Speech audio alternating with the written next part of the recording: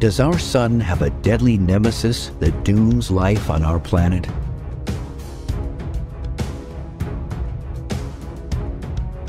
Is it possible to travel through time? Big questions and cutting-edge science. The universe, unexplained mysteries.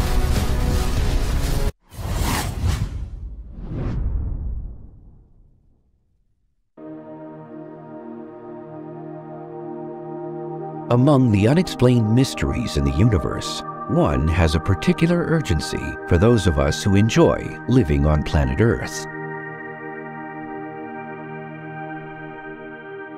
Do Earthlings have a regularly scheduled date with extinction once every 26 million years? And if so, what causes this periodic hard rain of destruction?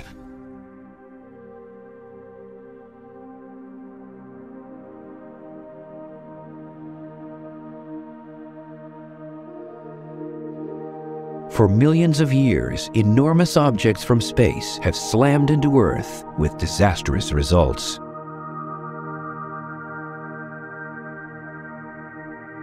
One impact in the waters of the Yucatan Peninsula is blamed for the extinction of the dinosaurs 65 million years ago. But this wasn't the first mass extinction on Earth, and it probably won't be the last. Some scientists believe these periods of death and destruction happen like clockwork. Some paleontologists found a very strange pattern. What they found were the great extinctions, such as the ones that killed the dinosaurs, but others too, didn't happen at random times, but seemed to occur on a regular time schedule. That was very strange. They were disappearing every 26 million years. It was begging for an explanation. Astrophysicist Richard Muller believes the explanation for this periodic destruction is a dim red dwarf star lurking on the edge of the solar system. A star that he fittingly calls Nemesis.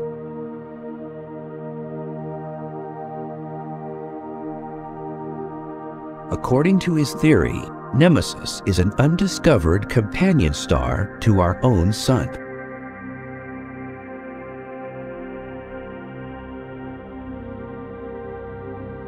It travels between 1 and 3 light years from the center of the solar system on an elongated elliptical orbit. As Nemesis makes its closest approach to the sun every 26 million years, its orbit takes it right through the Oort cloud, a collection of an estimated trillion comets surrounding our solar system. That's when the order of the solar system turns especially chaotic. When that happens, Nemesis gets close to the comets and perturbs their orbits. According to Muller's theory, the gravitational disruption caused by this small innocuous star causes long, undisturbed comets to break away from their orbits in the Oort cloud. Pulled towards the sun by its gravity, 1 billion comets are sent careening toward the inner solar system. A handful inevitably cross paths with the Earth, resulting in massive impacts and mass extinctions.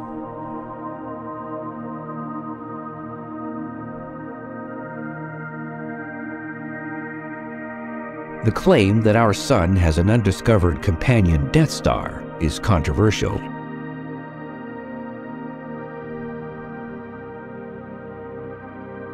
Most scientists believe that the sun is a solitary star with no companions. But in the universe, binary or even triplet stars grouped together by gravity are the norm.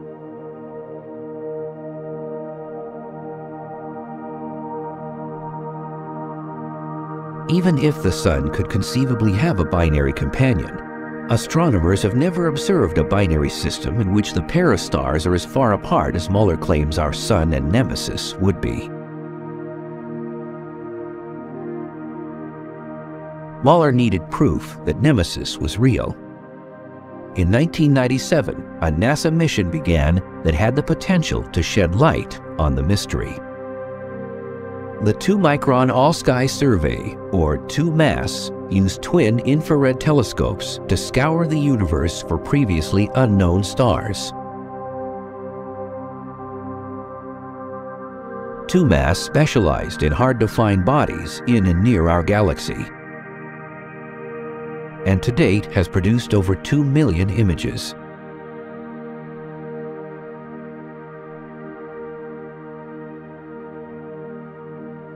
If Nemesis was out there, 2MASS should have spotted it. But the survey never detected anything fitting the description of Muller's Death Star.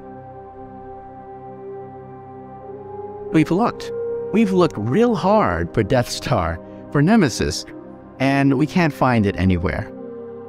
But Muller isn't surprised 2MASS didn't find his Nemesis. The reason is at a distance of about 1 light year, which is the distance it would have in order to have a 26 million year orbit, its motion is very little, and so it would have been missed by the standard surveys that look for nearby stars. Another possibility is that Nemesis may actually be a brown dwarf.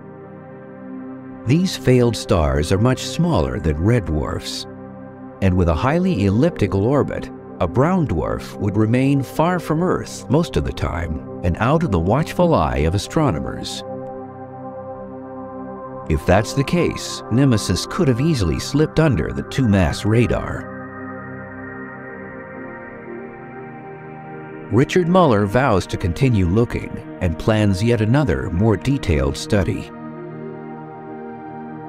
He believes it's only a matter of time before Nemesis is found. There are lots of stars out there. There are millions of them. But when you find a needle in a haystack, you can look at it and say, well, that's not hay.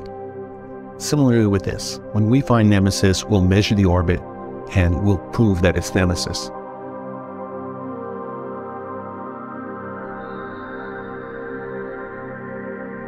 Of all the unexplained mysteries in our universe, perhaps the most tantalizing and controversial is whether it's possible to travel through time.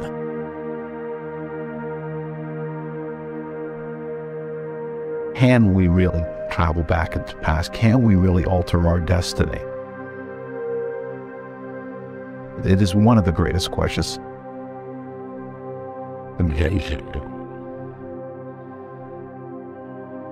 In 1955, Ron Mallett was only 10 years old when his father died of a heart attack. Grief-stricken, young Mallett yearned for a way he could see his father again and perhaps save his life. About a year after he died, I came across H.G. Wells' book, The Time Machine, and that is what saved me, because I thought if I could build a time machine, as H.G. Wells talked about, that I could go back into the past and try to save his life and see him again. And so I became obsessed with the notion of trying to build a time machine. The Time Machine was a work of fiction, but Mallett soon discovered there was science to support the mysterious notion of time travel, and the source was none other than Albert Einstein. Einstein theorized that space and time were linked, so that one could imagine space-time as a sort of fabric or sheet. With his general theory of relativity, Einstein showed that a massive object, like a planet, a star, or black hole, actually warps the fabric of space and time. In fact, Einstein believed that gravity, the force that binds us to the Earth, keeps the Earth in orbit around the Sun, is really just an effect of this warping. For Mallett, this mind and universe-bending idea has far-reaching implications. Because if you could generate enough gravity to twist time into a loop, perhaps you could create a pathway for moving backwards and forwards through time. Einstein's theories fueled Ron Mallett's quest to learn how to build his own time machine. But time travel wasn't a subject that could be studied by serious scientists out in the open. As a matter of fact, I used the cover story that worked for me. I studied black holes because black holes allowed me to understand how Einstein's theory affected time, and it was a crazy idea, but it was considered legitimate crazy.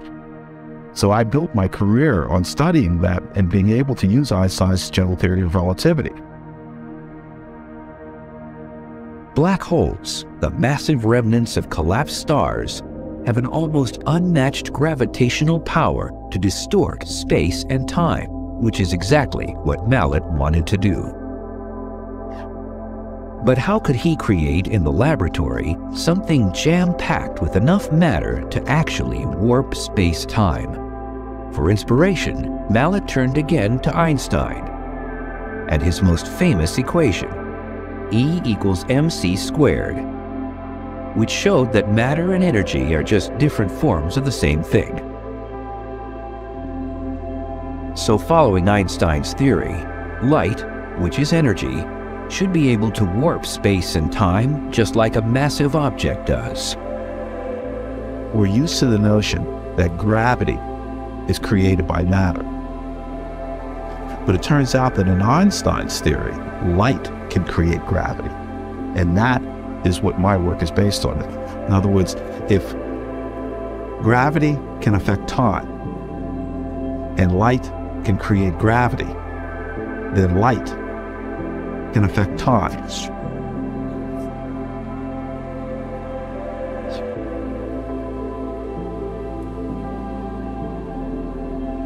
Mallet has built a model to demonstrate his concept, that a circulating laser beam can create a tunnel of light that twists space and time. It has 4 intersecting laser beams. The region within that column of light would represent the region in which space is being twisted. And eventually, time would also get twisted by this column of light.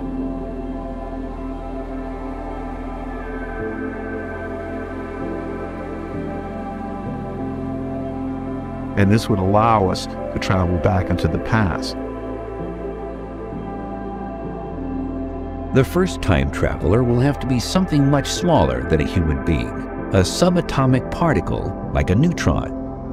What we're trying to do is not human beings, but to try to send subatomic particles of information back. And that is a huge leap in itself, because imagine if we can send information back into the past that could tell us about future disasters and be able to avert those disasters.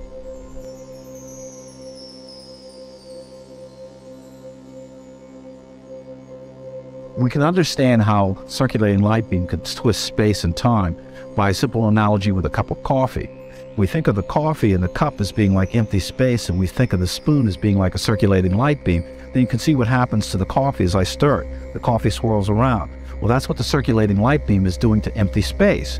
And we can see the effect of this in the case of the coffee by putting in a coffee bean. As I swirl it around, the coffee bean gets swirled around.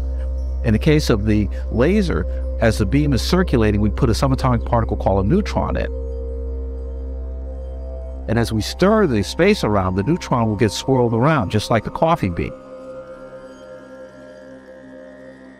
Now, remember, in Einstein's theory, space and time are connected, so that swirling of space will cause the straight line of time to be swirled into a loop. And along that loop in time, we can go from the past to the present to the future, and then back into the past.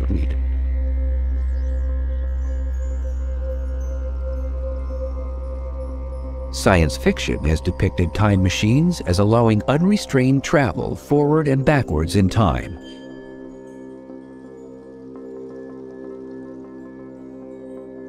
But Mallet cautions that a time traveler could only journey back as far as the moment that the time machine was first turned on. In other words, if I turn the device on today and I leave it on for 100 years, then someone 100 years from now could travel back 75 years, 50 years, 25 years, all the way back to the moment I turn the device on. But they can't travel earlier than that because the device didn't exist earlier than that. And it's the device that's creating the effect. So there's nothing for the time travel to materialize into. This limitation means that Mallet's time machine could never give him the capability to travel back to 1955 to save his father's life. To do that would take some technology from out of this world. Theoretically, an advanced alien civilization might have a time machine that was switched on thousands of years ago. We may be able to use their time travel to go back to visit our ancient past, because if they have developed time travel, let's say 10,000 years ago, it would still have the same limitation. But once we encounter them, we could use it, or perhaps someday we may be able to visit ancient Egypt and ancient Rome.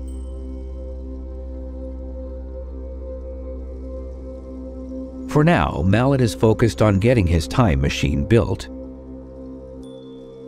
a project that will require $250,000 in startup costs alone. Money is just one obstacle facing any physicist daring to dabble in time travel. There are also certain paradoxes that many believe make time travel impossible, like the infamous grandfather paradox.